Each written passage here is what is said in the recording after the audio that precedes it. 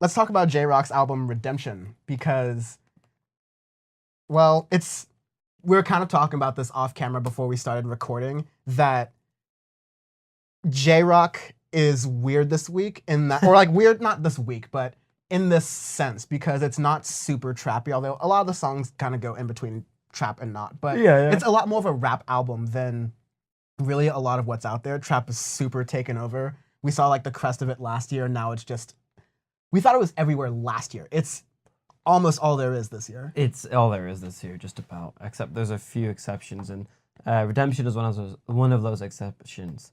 Another weird thing is on Spotify, at least, they had both versions of Redemption, the non-parental advisory explicit content, and then the parental advisory explicit content version, which I was wondering why I was listening to Keenstead, fucking kill my life, I would listen to that song again. I go, why is it bleeped out? And I look, I go, oh, this is the TV 14 version of the album. This is the self-censorship version. Now this is the HBO version. We want the HBO version. We want full gas. If I could really fast complain about Spotify's publishing team, they're fucking up major. Kids See Ghosts is still out of order on my phone. Like, all the songs make no sense. I tried to play Fourth Dimension. I've now accepted that it's like Cuddy's, like whatever. Everything's fucked up there. I tried to listen to Sophie's album on Friday as it should come out. That was a mess. And it wasn't on Spotify, and then it was appearing blank, like, and then it appeared with all their songs like blacked out, and then it just wasn't there at all. I ended up just listening to it on SoundCloud, which is the first time I'm giving SoundCloud their ups in a while, because I actually thought they'd be out by the end of this year, but they're still around. I mean, I'm glad, because I have my house mixes that I have. Yeah, I mean, I don't want SoundCloud's discography to be gone. I'm just surprised they haven't run out of money yet. But nevertheless, Redemption is, what is this, like 44 minutes, 13 songs. It's not bad. And I mostly liked it. It has like, it's not almost every other song, but it's almost like every 2 songs goes into a, this is rap versus this is trap. And I think that's a kind of good balance to what I want. I think because the defining characteristic between rap and trap is it's kind of in the drums and in the flow, and in the percussion part of it, it's kind of the same trick you're doing. And in the flow, it's like that triplet thing that rappers do, and that's really all there is to it compared to rap. And so even though rap, you're looping tracks all the time, and sometimes that can get repetitive, trap gets super repetitive, because that's all that's kind of, that's not all of it, but that's a lot of what makes up the construction and makes it different. And so that like 2-to-1 ratio on here, I really liked. Not too many features, but the ones that are there, Future is a feature, Kendrick Lamar's a feature, SZA, J. Cole, Jeremiah, not really sure. Yeah, Know the Little Bitch, J. Cole. I think he's actually raps a little bit about like lean and doing all that like smoke shit. Like, okay, so he's gone from fuck SoundCloud rappers to I am one. I was going to get to that. I love lean as much as the next gentleman, but no. Overall, really talking about the songs though, I thought it was really good. I think J-Rock is one of those rappers that has a flow and a pattern in his melody and the way he speaks, and it adds a lot to the track itself. And that, like, it's like in King's Dead when he goes, I gotta go get it, like that kind of thing that he does. I think it's really catchy, and it works really well in these songs. But the last half of the album, in my opinion, is the better part. And I don't even know if that's because of the features. I do think the songs with the features are really good, because J-Rock is one of those musicians where he's all right on his own, but when he has someone else to work with on an album, I think it really goes well. King's Dead on this album is actually different from the Black Panther version of King's Dead, because it doesn't include Kendrick's red light, green light part, which it's a fine part, but it messes with the otherwise trap flow of the song, and so I kind of didn't like it. And so this song doesn't have that, so great, that'll go into all my playlists.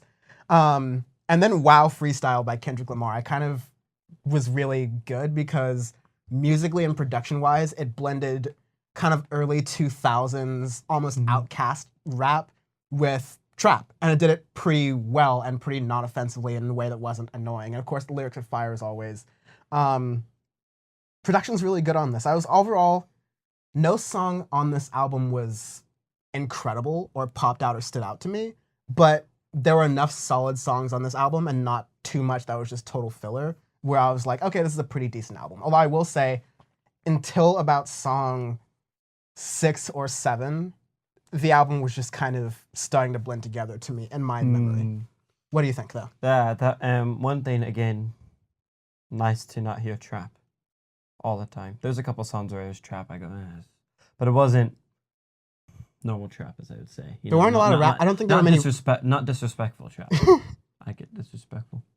Were there as in the song, disrespectful without warning? Not like disrespectful as in any of the lyrics are necessarily better.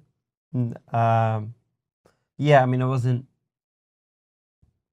like go crazy with these hoes. Right. Basically, I sounded very well. Not too much. I love how you're like not censoring yourself. Yeah, I'm trying to figure out how to censor myself because I want to go off, but I'm so tired that my brain is just like, my gerbil in my brain is going like this, and now he's just like falling Your over. gerbil is like crawling. Yeah, like climbing on, crawling like one peg at a time, going like this. That's how I feel today. Anyways, no, I actually liked it. Rotation 112th, which is a tongue twister. I did like, and then Out of Sight, Out of Mind, even though it featured Know the Little Bitch J. Cole. And I knew when it was talking about doing lean and shit, I'm like, really? What? Wow. What the fuck? What was even the point of Kids on Drugs then? Seriously, exactly. Like, what do you want? You're calling out Lil Pump, and then you go have a conversation with Lil Pump and be like, oh, we're friends now. Fucking hate J. Cole. You are in that running of that Know the Little Bitch award. I think we might need... Okay, new rule. Anytime in Know the Little Bitch, every year, Know the Little Bitch is like a rainbow jersey in a world champion. When you carry it for You carry it for a year, you know? So right now it's the Win Butler Know the Little Bitch award. Next year, I might be reverse. The Jermaine Cole Know the Little Bitch award. Know the Little Bitch award. We're getting there. But anyways, it was good overall. Some of it blended together, and that's also why earlier when we did the single, I had to listen to the single because it started to blend together a bit much. I go, okay, let me make sure I'm referencing the right thing. And yeah, not bad. I mean, solid. Nothing wild. Nothing that really stands out. But again, it's nice not to hear trap every fucking song. So yeah, a little refreshing. Yeah, that's compared to what we just watched. Yeah. More on that later. So, scoring system today, because I just came up with it. On a scale of 1 to 7 accurate NSXs. 7, I mean, which is better? 7 accurate NSXs or 1 accurate NSX? I'll have you figure that out. How many would you rate this album? I can't wait for you to destroy an NSX. It's my favorite car of all time. I'm gonna give it like 4.5 NSXs. You can't chop up an NSX in half. Yeah, you can. What, you want a little ILX baby? No, because of NAFTA, people just left the factory. The factory because of all the tariffs that Trump put on. And so there's half an NSX sitting there, and they're like, we're gonna ship it anyway. Damn, just the aluminium chassis. Actually, I don't know if it's aluminium or steel, but just the skeleton of it. Yeah, and so like 4.5 accurate NSXs, it's a solid purchase, and you'll be happy with it. Solid stream, you'll be happy with it, I guess, because that's how the music industry works for most situations. However, like, nothing special is going to stick out about it, except the fact you have 4.5 broken NSXs. What's your score? I'm just gonna give it like, probably 4. 4? Yeah, I was gonna say 3, but that's a little unjust. It wasn't bad, except, you know what? No, 3. You put Keen's Dead on there. Fuck you. Because you still have La Di Da on there. So 3 NSXs. And that's secretly the best part of the song. It's secretly the worst part. We have a rap trolls thing at the end of this year, and that's going to be on it. There's a lot of rap trolls.